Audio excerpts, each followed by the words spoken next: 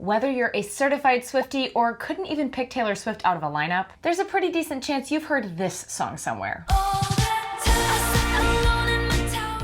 I'm Megan and I'm a piano teacher, and on my channel I share tips, tricks, and tutorials every single week. Let's start by going through the 5 basic chords this song uses: G minor, D minor, F major, C major, and B flat major. I'm going to start by teaching you each of these chords in root position. Then I'll teach you the actual inversions, bass notes, and rhythms used in this song. So a G minor chord is going to be our notes G, B flat, D. A D minor chord is D, F, A. F major, F, A, C. C major is C, E, G.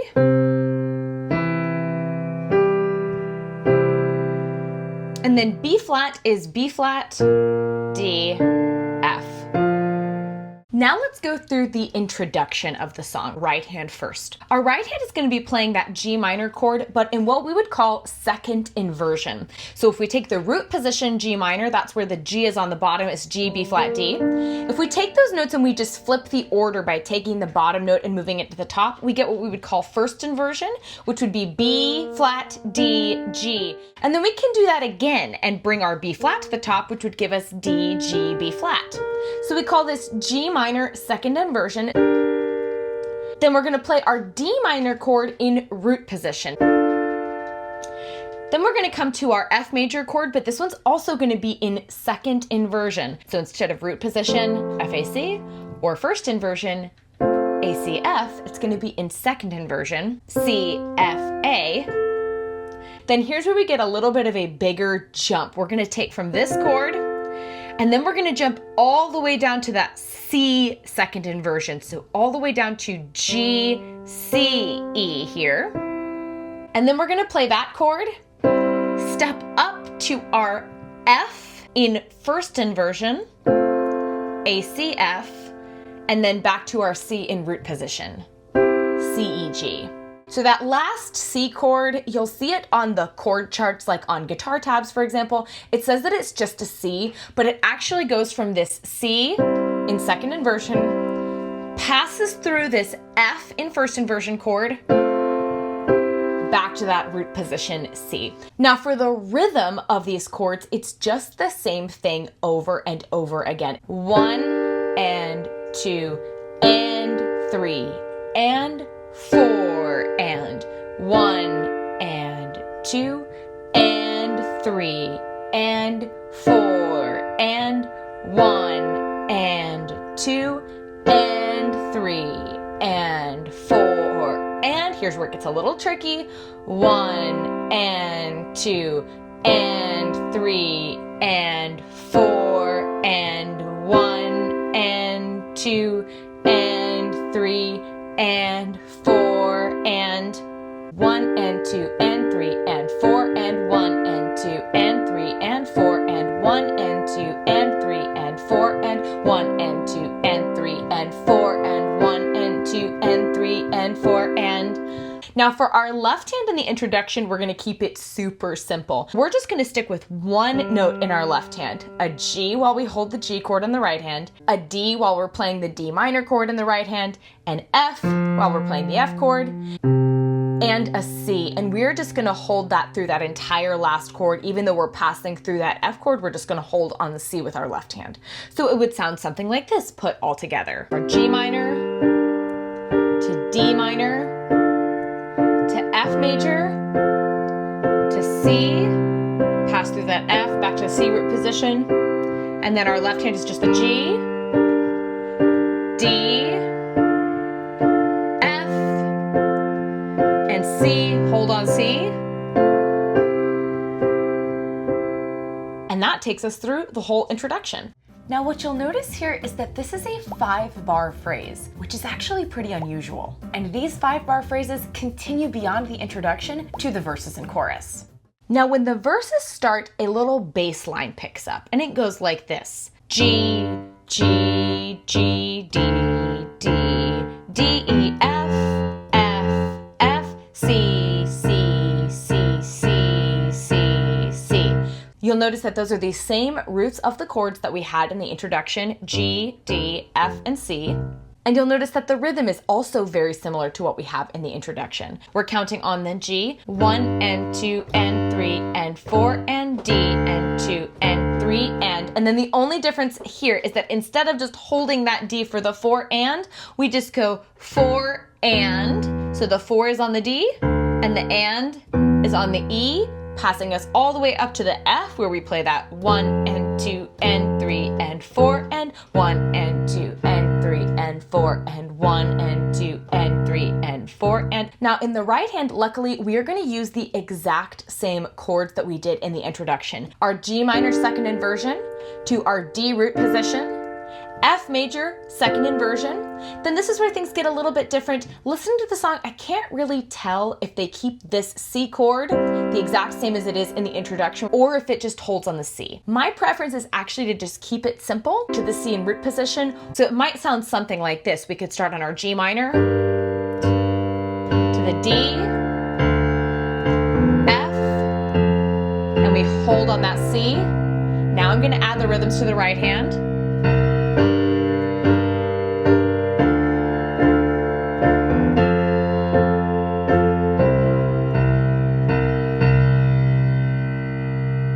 Now the next section we get into is going to be called the pre-chorus. This section uses the same chords, but we change things up just slightly. For the first 4 chords, we play our G minor again. You can keep with that same bass line as the beginning, D minor to the F, but now we only do the C chord for one measure. Back to the G, to the D minor, to the F, and then we hold that C chord for 2 measures like we've been doing to give us that 5-bar phrase. So the pre-chorus is actually a combination of a 4-bar phrase, then a 5-bar phrase. This time I'm going to count while I play the chords so you can hear where I have that 4-bar phrase and then the 5-bar phrase in this pre-chorus.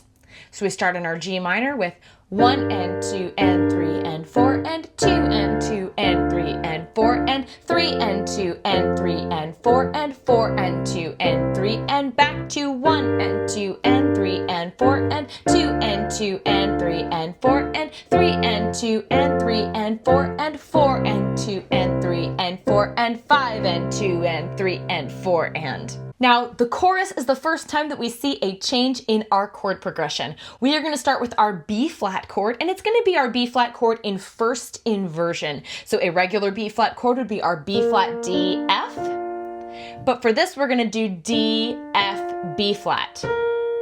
So we start with that B flat first inversion. Then we go to our F chord in second inversion, which we've had several times now. C F A.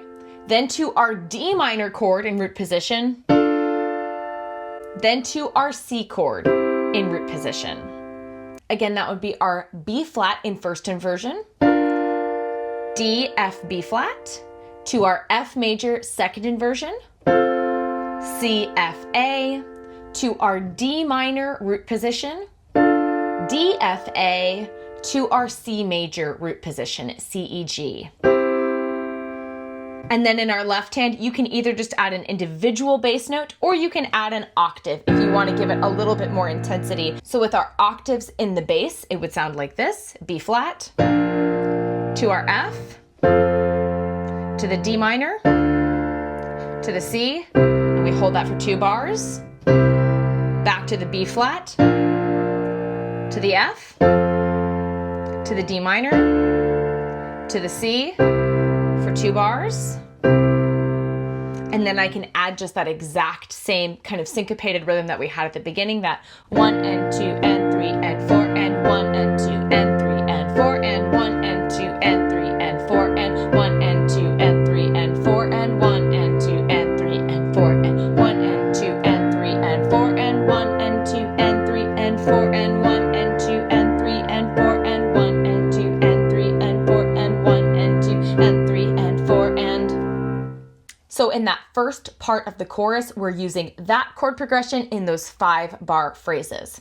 Now, when we get to the second part of the chorus, we actually go back to the same chord progression that we had at the beginning, but now it's in a 4-bar phrase like we had in the pre-chorus. So we go to that G minor in our second inversion, G minor, to the D minor, to the F, to C, back to the G, D minor, F major, C. And then we hold it at the end for those 2 bars. So if we go through the whole chorus, it's going to sound like this. I'll play it one time a little bit more simply without those rhythms in the right hand, just so you can hear exactly what the chords will sound like and the counting. And then I'll play it one more time with some of those fancy details added. 1 and 2 and ready, play. B flat, 2, 3, 4, F, 2, 3, 4, D minor, 2, 3, 4, C, 2, 3, 4, and hold, 2, 3, 4, B flat, 2, 3, 4, F, 2, 3, 4, D minor, 2, 3, 4, C, 2, 3, 4, hold, 2, 3, 4, G minor, 2, 3, 4, D minor, 2, 3, 4, F, 2, 3, 4, and C, 2, 3, 4, G minor, 2, 3, 4, D minor, 2, 3, 4, F, 2, 3, 4, and C, 2, 3, 4, hold, 2, 3, 4. Now here it is one more time, this time with those rhythms in the right hand. 1 and 2 and ready, play.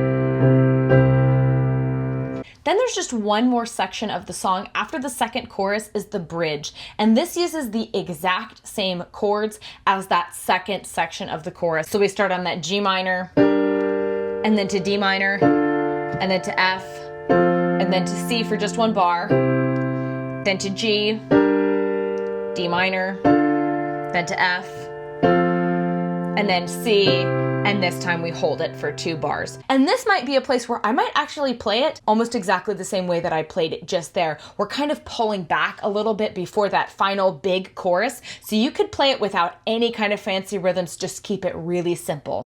To wrap up, I'm gonna play for you the introduction, first verse, and first chorus so you can hear what it sounds like put all together. To play the full song, just add the extra verses, choruses, and the bridge.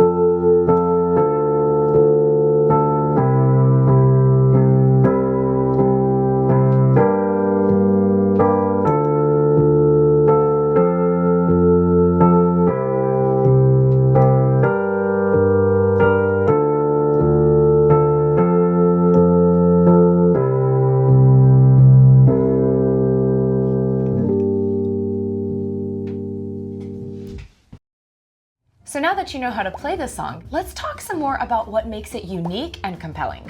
When we look at the popular music canon, it's hard to find other songs that use 5-bar phrases.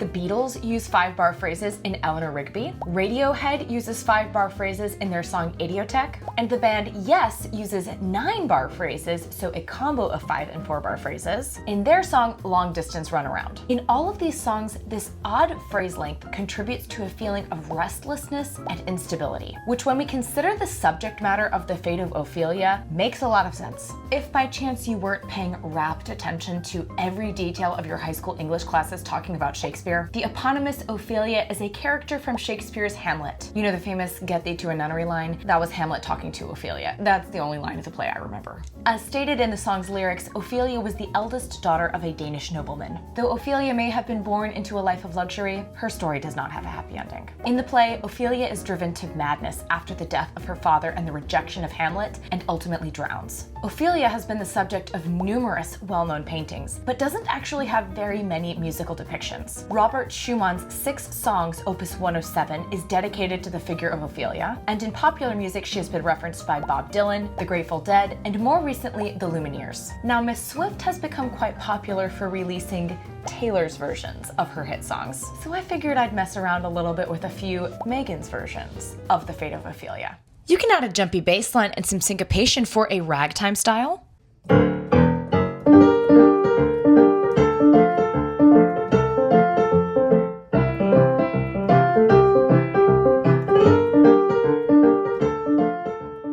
Or some Alberti bass in a clean and simple melody with a few ornaments for a classical version.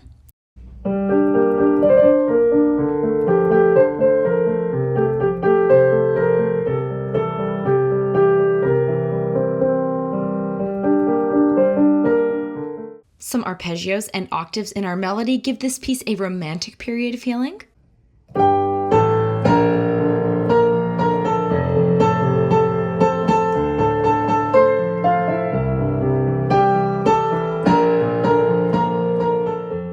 And if we slow it way down and slap some 7ths on our chords, we get smooth jazz.